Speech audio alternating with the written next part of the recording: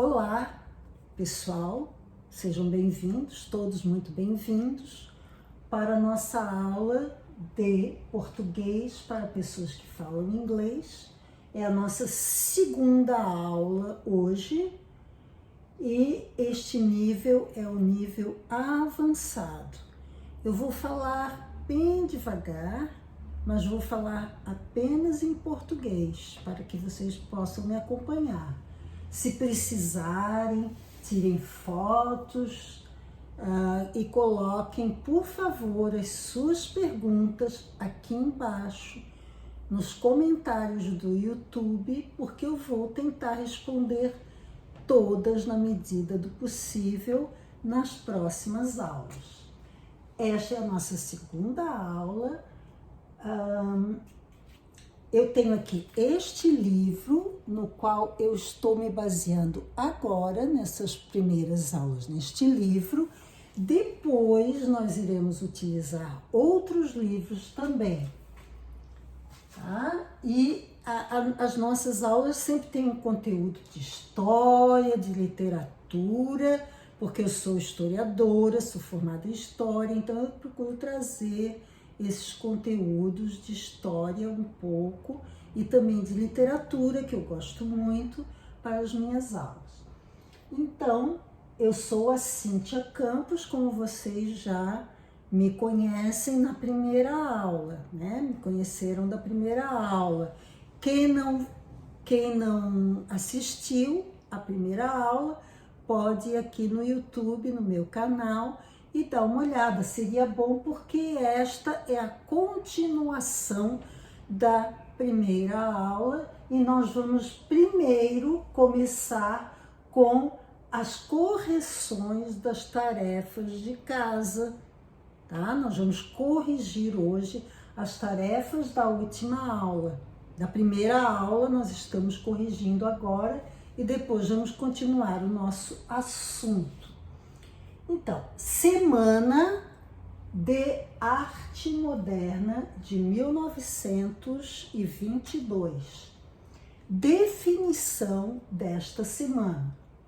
Foi um movimento artístico nas artes plásticas, pintura e escultura. Ocorreu no Teatro Municipal de São Paulo entre os dias, né, 11 e 18 de fevereiro, com a arte acadêmica, de 18 de fevereiro de 1922.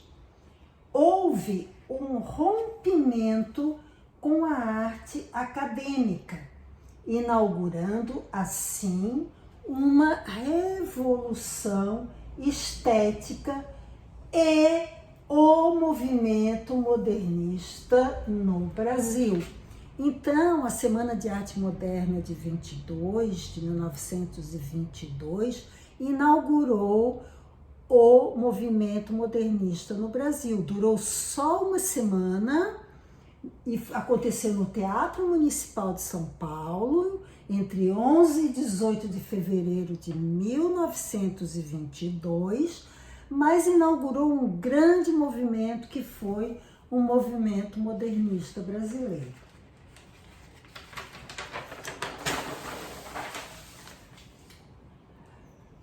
O naturalismo, todas essas palavras, essas expressões foram da última aula, então apareceram lá no nosso texto anterior, tá? Então a outra palavra que apareceu foi naturalismo. O que foi então o naturalismo? No Brasil, o naturalismo, né, teve início no final do século XIX. Entre suas principais características estão, né, as principais características, então, do naturalismo são objetivismo e impessoalidade, né? Objetivo, né? Naturalismo objetivo e impessoal.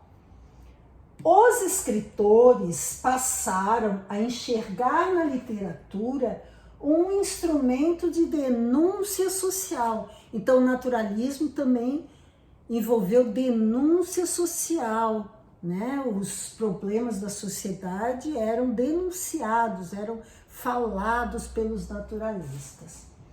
Aloísio de Azevedo foi então um dos autores naturalistas brasileiros.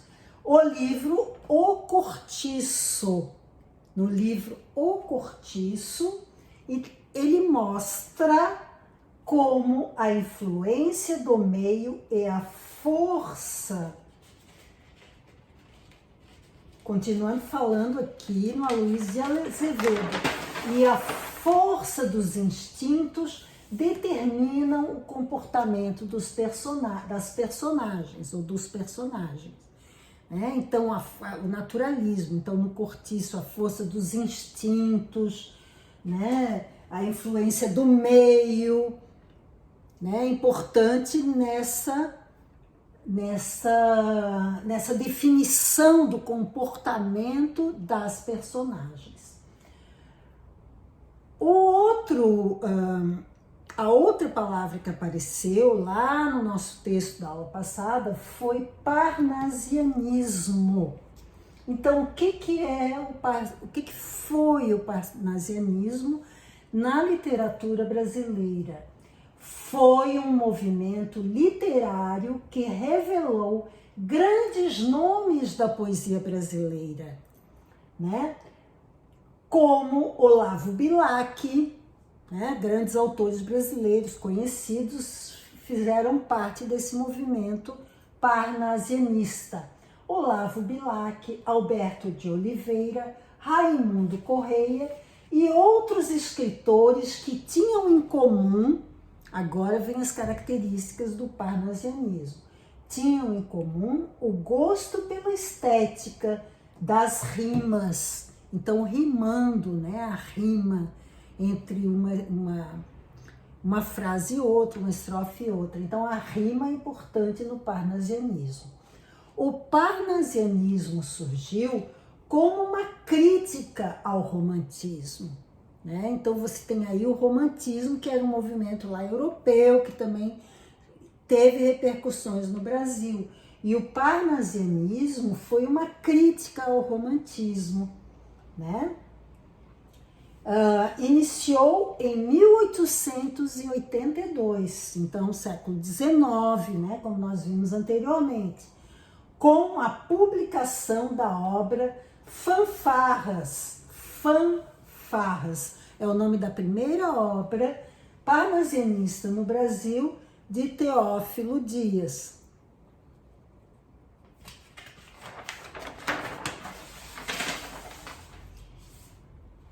Acabamos ali com o parnasianismo, vamos agora para o simbolismo, que foi outro movimento que apareceu lá no nosso texto da aula anterior. O simbolismo, o que foi o simbolismo no Brasil? Esse movimento foi adotado pelos autores brasileiros, porém não teve tanta força como teve o parnasianismo no Brasil. Então o simbolismo ele foi menos divulgado, menos difundido do que o parnasianismo, né? Então não teve tanta força como teve o parnasianismo no Brasil. O simbolismo no Brasil surgiu como influência para o teatro e as artes plásticas, além da literatura. Então, você tem simbolismo nas artes plásticas, na literatura, no teatro. Seu marco no país foi em 1893, quando o poeta Cruz e Souza publicou as obras Missal e Broquéis. Então, dos marcos desse simbolismo no Brasil foram as obras de Cruz e Souza. Cruz e Souza publicou Missais e Broquéis, e aí então ele inaugurou o movimento simbolista no Brasil em 1893, século XIX. Depois nós temos o romantismo no Brasil. O romantismo foi um período histórico marcado por um sentimento nacionalista. Então, no Brasil, o romantismo adquiriu características nacionalistas de amor à pátria, nação, né? Ligação com a pátria. Em especial pelo fato marcante que foi a independência em 1822. Então, a independência do Brasil de Portugal aconteceu em 1822 e o sentimento nacionalista, o nacionalismo do romantismo esteve ligado a este movimento de independência, né? Este sentimento de amor à pátria Brasil, tá? Em razão desta situação de desligamento de Portugal. Autores românticos no Brasil, né? Como Gonçalves Dias, exaltaram a pátria, né? Então, exaltação da pátria, o amor pela pátria, exaltação da pátria. Um clima nostálgico esteve presente nas poesias de Álvares de Azevedo e Fagundes Varela. Então, aquela nostalgia da pátria, do passado, da terra brasileira, da nossa história, do nosso povo e da nossa cultura. Álvares de Azevedo e Fagundes Varela. Sem falar no engajamento nas causas sociais, né? Então, também o romantismo, ele envolveu o engajamento nas causas sociais, né? Nas questões, nos problemas sociais brasileiros, né? Na miséria, nas desigualdades sociais existentes no Brasil. Então, um engajamento nas causas sociais, presente fortemente na obra de Castro Alves. Castro Alves, então, foi um dos representantes desse engajamento nas causas sociais. Castro Alves, outro autor brasileiro, o qual abordou temas polêmicos como a escravidão. Então, Castro Alves esteve falando sobre a escravidão no Brasil, né? O problema social, né? A causa social da escravidão, do escravismo. Ok? Estas aqui foram as expressões, as palavras, os movimentos que nós trabalhamos na aula passada. Nesta aula de hoje, nós vamos agora continuar com o modernismo, né? Porque já começamos a falar tudo isso, todo este retrospecto aqui de alguns movimentos literários brasileiros, nós estamos fazendo porque, na verdade, nós estamos estudando como tema central desta unidade do nosso estudo é o modernismo brasileiro. Então, agora, continuando com o modernismo da aula anterior.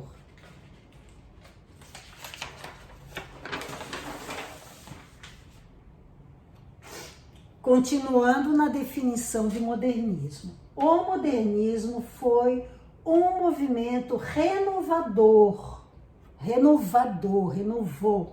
com uma nova estética que revelou uma adesão profunda à história e aos problemas brasileiros, tá? Então, há uma ligação com a história brasileira, o modernismo teve, os problemas brasileiros, as causas sociais, tanto quanto o romantismo, né, que influenciou os modernistas também nessas questões sociais. Foi um movimento que, segundo alguns, refletiu a alma nacional. A alma nacional foi refletida no modernismo. Então, nós temos aqui uma outra definição, quer dizer, uma continuação da definição do modernismo. Estamos terminando a nossa aula hoje e temos então agora o nosso homework ou as nossas tarefas de casa. Vocês podem postar as respostas, né, do homework, as respostas das tarefas.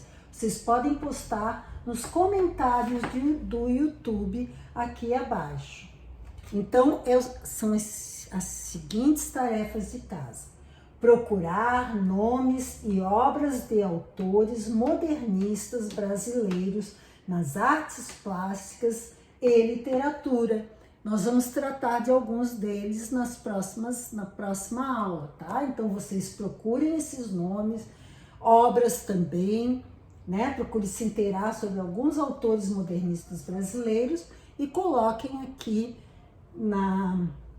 nos comentários do YouTube, também com algumas perguntas que vocês possam ter sobre a minha aula. Muito obrigada pela participação. Se você gostou da aula, por favor, dá um like aqui, um joinha aqui embaixo. E você pode também se inscrever no meu canal se quiser continuar as aulas. E você pode lá dar um clique no sininho para que você possa ficar sabendo quando eu postar novos vídeos. Muito obrigada pela atenção e até a próxima aula. Tchau, pessoal. Bye, bye.